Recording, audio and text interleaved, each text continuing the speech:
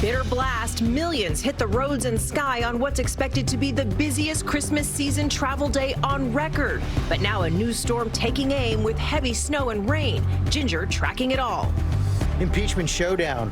The latest on Speaker Pelosi's threat to hold up President Trump's trial. All the fallout inside the White House as one of the most popular Christian magazines in America blasts the president, saying he should be removed from office. Fiery face-off in the most heated debate yet.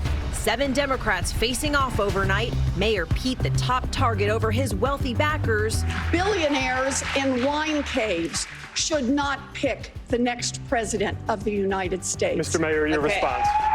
You know, according to Forbes magazine, I am literally the only person on this stage who's not a millionaire or a billionaire. And Joe Biden fighting back after being mocked for stuttering. Breaking news. In the case of that missing Texas mom and her baby, authorities surrounding a home in Houston right now. ABC News exclusive, Pat Sajak speaking out in his first interview since his medical emergency. You go in and they don't know if I'm coming out. What it was like seeing Vanna White take control of the wheel and what he's saying about leaving the show, only on GMA. And feeling the force. The Starliner rocket blasting off moments ago. We've cleared the tower. This as Star Wars blasts into theaters. Troops getting an early screening, fans lining up all night. And now the breakout star is joining us live. Live in Times Square, this is Good Morning America. And Good Morning America, happy Friday, happy holiday Friday, happy Star Wars Friday. Day is finally here, The Rise of Skywalker, about to hit theaters. Crowds were lining up overnight for that premiere or for the kickoff of the film, and people also lining up at airport this morning as that travel rush begins. Yeah, it is already very busy out there, and this is happening as a new winter storm moves in. The West is now bracing for snow, rain, and possible mudslides. Ginger starts us off with the very latest. Good morning, Ginger. Morning, Cecilia. We're already seeing the pictures. This is Snoqualmie Pass, so Interstate 90 there in Washington State, already having impacts, more than a foot of snow. And then look at this video out of Tillamook County, Oregon, the landslides that are taking place after you get a couple of inches of rain very quickly. That's going to be the issue. So not only could you see that landslide in front of you, watch. I'm going to bring you the whole holiday travel picture. It's not just the Pacific Northwest and Northern California. SFO, if you're flying through there, could have issues. But from Houston over to Atlanta and Orlando, we're watching for travel delays possible because of rain. Let me give you a real indication of what's about to happen from California up through the Pacific Northwest. There's this atmospheric river. It's this narrow band of moisture that is going to impact travel for sure. They're calling it the Category 4 of atmospheric rivers. So it's going to come with big time winds up to 60 miles per hour. Sunday, if you're traveling through LAX, you could have some significant rain. And then as you travel I-5, if you're on the roads up through the Sierra, 1.5 feet of snow. And George, up near the coast and Seattle, 2 to 5 inches of rain. Certainly going to be something to watch this weekend, George. A lot is coming. Let's take a closer look at that holiday travel picture right now. Here are the planes in the sky. As today is expected to be, as Cecilia said, the busiest Christmas travel day at airports ever. Victor Kendo is on the tarmac at Hartsfield-Jackson in Atlanta. Good morning, Victor. Good morning, George. From the busiest airport in the world, this Delta flight behind me, it is being loaded up right now. It's headed to Richmond. Good thing for everyone on board, it is on time, and that is the goal here today at Hartsfield-Jackson. Today, as you just mentioned, is expected to be the busiest air travel day on record for the winter holidays. About 3 million people are expected to fly, and as you take a look at the numbers on your screen, we do not expect those numbers to slow down anytime soon. But there are some sweet spots if you're looking to avoid the big rushes. The lightest travel days will be Christmas Eve, Christmas Day, and New Year's Eve. TSA expects to screen about 4% more passengers this holiday season compared to last, so there are additional officers in place. Over Thanksgiving, the average wait time, it was about 30 minutes, and they would like to maintain that. The advice from the TSA administrator, and you guys can stop me if you've heard this before, get to the airport early, be prepared, and a bit patient. This is kind of the calm before the storm here. About 250,000 passengers will be making their way through Atlanta, and everyone on the ground tells me they're good to go. Michael? All right, give yourself more time and alleviate some stress. Thank you so much, Victor. And if you're making your holiday getaway on the roads, we have some good news for you this morning. Gas prices are down. They're the lowest they've been in several months. Gio Benitez is at one of the few gas stations here in Manhattan with more. Good morning, Gio. Hey, Michael, good morning. Yeah, we can see a record for holiday travel on the roads this year. Take a look at these numbers right now, because we're talking about nearly 105 million Americans, the most on record. They're going to drive to their holiday destinations from this Sunday to New Year's Day, according to AAA. That's about 4 million more people on the road than last year, a whole lot of people. Now, for gas prices, the Department of Energy saying the national average is $2.53 for regular. Now, the good news is experts expect prices to drop a bit more before the new year. And in some parts of the South, Michael, you can actually find gas for under $2 a gallon. Whew, that sounds like a dream. But, you know, Jill, with so many people on the road, is there a time that you should stay off the roads with so many people traveling? Yeah, I'll tell you when that day is. Thursday, December 26th, Michael, especially if you're driving in the afternoon into the evening. It could take you twice as long to get somewhere. So if you can, try to stay off the road on December 26th. Michael. All right, we'll do my best. All right, thank you so much, Gio. Cecilia. All right, Michael, we're going to head to Washington now and the stalemate over impeachment. Speaker Nancy Pelosi so far refusing to send those articles of impeachment over to the Senate. And now with the House adjourned for the holidays, the big question this morning, when will President Trump's trial in the Senate begin? Mary Bruce is there on Capitol Hill with the latest on this impasse. Mary, the big question right now, what is the Speaker's strategy going into this? Well, Cecilia, this is a bit of a risky move, but Democrats are hoping that holding up these articles of impeachment will actually give them more leverage as they try to negotiate what a trial in the Senate will actually look like. And Democrats are trying to call the president's bluff here. He has said he would like his top aides to testify. Democrats want him to prove it. Now, this morning, these talks are at an impasse. Democrats are still demanding these witnesses, like acting White House Chief of Staff Mick Mulvaney and former National Security Advisor John Bolton. But Republicans aren't budging. They want a quick trial with no witnesses. Leader Mitch McConnell says if the Speaker wants to prevent a trial here in the Senate, quote, fine with me. But the president wants this trial, and one of his top allies says Trump is, quote, mad as hell. Cecilia. He's looking for that vindication there. Okay, Mary, thank you. Well, let's get more on the White House response right now from our chief White House correspondent, John Carl. We just heard Mary say that the president is mad as hell. They were a bit surprised there at the White House by this move from Speaker Pelosi. No doubt about that, George. The president's been asking his aides what Pelosi is up to, trying to figure out what the strategy is, what is happening next. But as you heard Mary mention, Mitch McConnell, the Republican leader, has been saying he didn't want a trial in the first place. He'd be fine not to have one. That is not the message here at the White House. As the president himself tweeted last night, I want an immediate trial. The president wants a Senate trial because he knows that barring some seismic event, he will prevail. The Democrats will fall far short of removing him from office, and he will point to that as vindication. That's why he actually wants this trial. He wants the trial, but does he really want witnesses? No, he does not. Well, you know, he's been all over the map publicly, but the White House position is that they do not want any White House staffers testifying. Meantime, John, we also saw overnight the evangelical magazine Christianity Today coming out with an editorial saying the president should be removed from office. Yeah, this is interesting. This was the publication founded by Billy Graham, the late evangelical leader. And in the editorial, they write, unsavory dealings and immoral acts by the president and those close to him have rendered this administration morally unable to lead. They want him removed from office. Now, Billy Graham's son, Franklin Graham, has reacted to this by saying that his father, who died last year, would be embarrassed by this editorial, and he says that his dad voted for Donald Trump. George. John Carl, thanks very much, Michael. All right, George, thank you. And now we're going to turn to the Democrats running for president in that fiery debate overnight. It's the last one of the year, and the gloves were off with Iowa frontrunner Pete Buttigieg feeling the heat, and Lindsey Davis was there for it all and joined us now from Los Angeles. Good morning, Lindsey. Hey, good morning to you, Michael. That's right. Things certainly got hot at times last night. That's despite the fact that the first hour of the debate was pretty much politics as usual. But then there was a sharp turn as the conversation changed to campaign financing, which prompted a massive pile on Mayor Pete. And that wouldn't be the only clash of the night.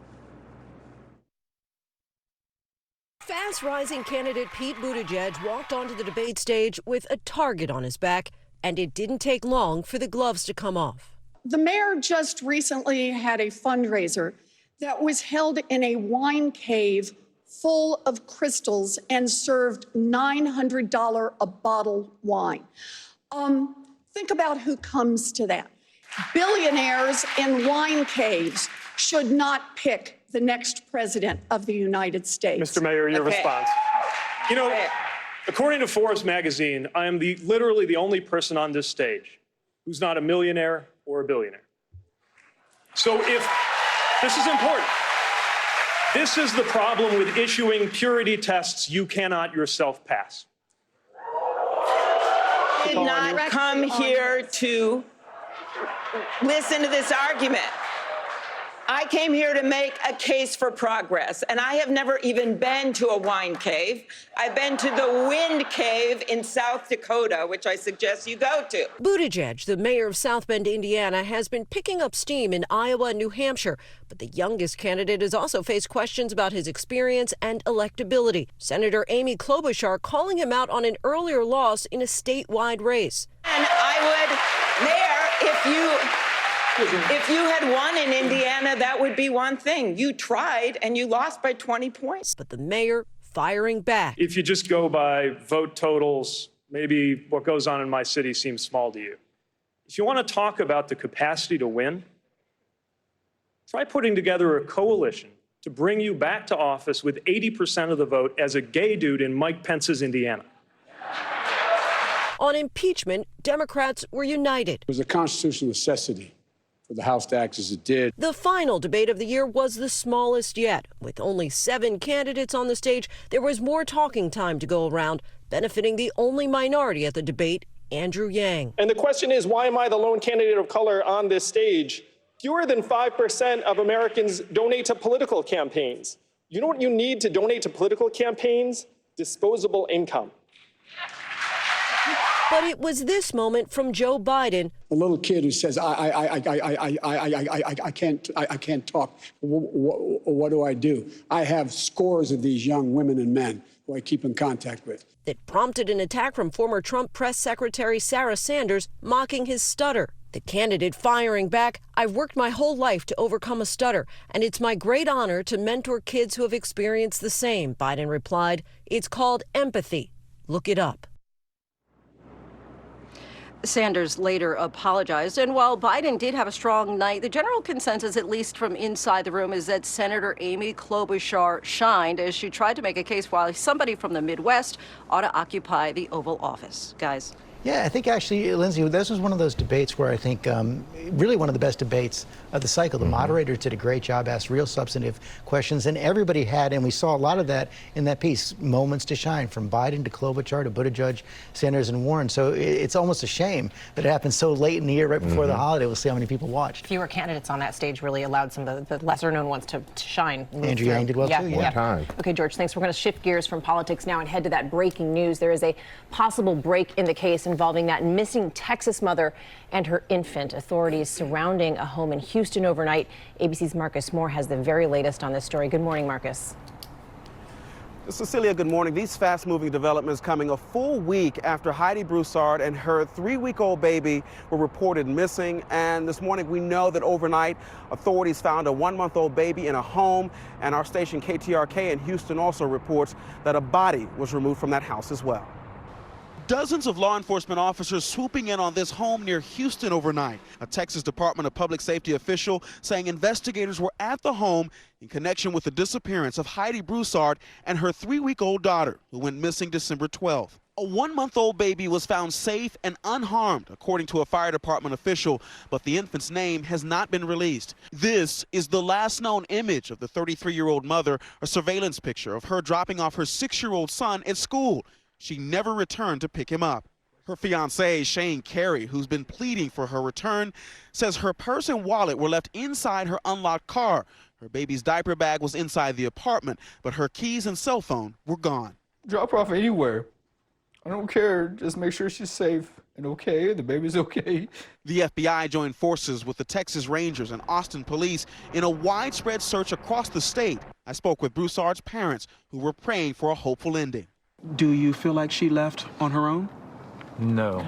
No way. She wouldn't leave. not leave her son. Her kids are her heartbeat. Oh, yes. She wouldn't have left on her own. And if the baby that was found is indeed Margot, it would be prayers answered for the family. But this morning, there's still a lot we don't know. We anticipate that the police department will release more information about this discovery that happened overnight. George. Okay, Marcus, thanks very much. We're going to go overseas now for the latest on the deadly attack at the headquarters of Russia's spy service. The shooting unleashed as President Putin, a former KGB agent, delivered a speech honoring the security services. Ian Pannell is in Moscow with the details. Good morning, Ian. Yeah, good morning, George. That's right. The hunt is on to try and identify the man and the motive behind this shooting at the heart of Russia's security establishment. Now, it took place here at the FSB headquarters. Remember, the FSB is the Internal Security Services, the successors to the KGB. According to authorities, what we now know is that there was a lone gunman who opened fire just round the corner. He killed one FSB officer, shots rang out. Passers-by were running for cover. Five civilians were also injured. 4 officers, 1 civilian. Now they're trying to establish the motive. Was this a lone gunman who was slightly unhinged, or was this in fact a terrorist attack? We believe that they have now identified perhaps where the man lived. Either way, this was an audacious attack in the heart of Russia's state security. Michael? All right, thank you so much for that, Ian. And we are just 5 days away from Christmas. And this is the final weekend before the holiday, and it's going to be a busy one for shoppers. The question is, can you still order online and get those presents in time? Rebecca Jarvis is at the U.S. Postal Fulfillment Center in New York with a reality check. Good morning, Rebecca. Hey, Michael. Yeah, that's right. This is the heart of the action here in New York City, where they have more than 3,000 employees working around the clock, 650,000 employees around the country trying to get those packages delivered on time across the country, with deliveries up this year for all the carriers 21% since Thanksgiving. You combine that with the winter weather we've seen, and a number of carriers, FedEx and UPS, are actually running behind in terms of their deliveries. The U.S. Postal Service, on the other hand, they're up from last year. Their on-time deliveries are up, but the deadlines are coming to a close. If you want it there by Christmas morning at the least expensive option, you have this morning to shop Target and Best Buy. Their cutoff for online delivery options is this morning. Macy's cutoff tomorrow, and then Walmart and Amazon, particularly if you're a Prime member, that cutoff is on Sunday, Michael. All right, if you're a procrastinator, it's time to get going. All right, thank you so much, Rebecca. Cecilia? Okay, Michael, thanks. We're going to turn to that history-making rocket launch. Boeing sending its passenger rocket, the Starliner, into space just moments ago. And David Curley is at Cape Canaveral with all the details on this. Good morning, David. Good morning, Cecilia. It was just a couple of minutes ago, this final test, a big test for Boeing to be the first company to send Americans back into space from American soil in nearly a decade. It's called a Starliner. It was on top of an Atlas V rocket. It blasted off from here at Cape Canaveral at Kennedy Space Center, and it was a flawless takeoff for it. It's an unmanned flight, but inside is an anthropometric test device. It's a dummy known as Rosie the Riveter with more than a dozen sensors. Now it's set to dock with the space station tomorrow, a big final test, guys. Thank you, David. We are following up other stories this morning, including our exclusive interview with Wheel of Fortune host Pat Sajak after that emergency surgery. We're going to find out how he's doing now. Also, the claws are out for Cats. The reviews are in. Can Taylor Swift save the movie? But first, let's head back over to Ginger. And I've got this image of Gainesville, Florida with frost on the windshield. That's why it's a big deal, but warm-up's coming. Your local weather in 30 seconds. First, the weekend getaway sponsored by Wells Fargo.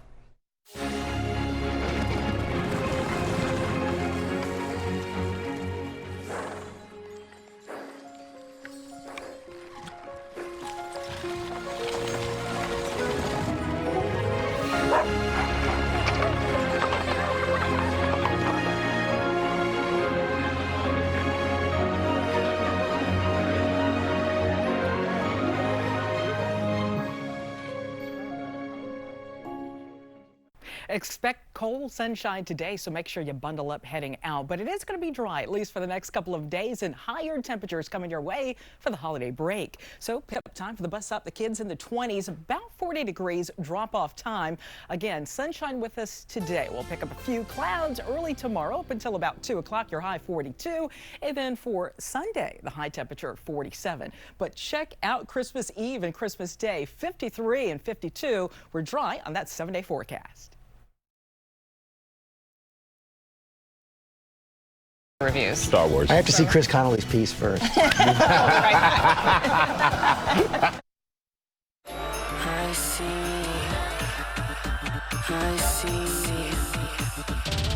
I see. What's this? I can't believe it.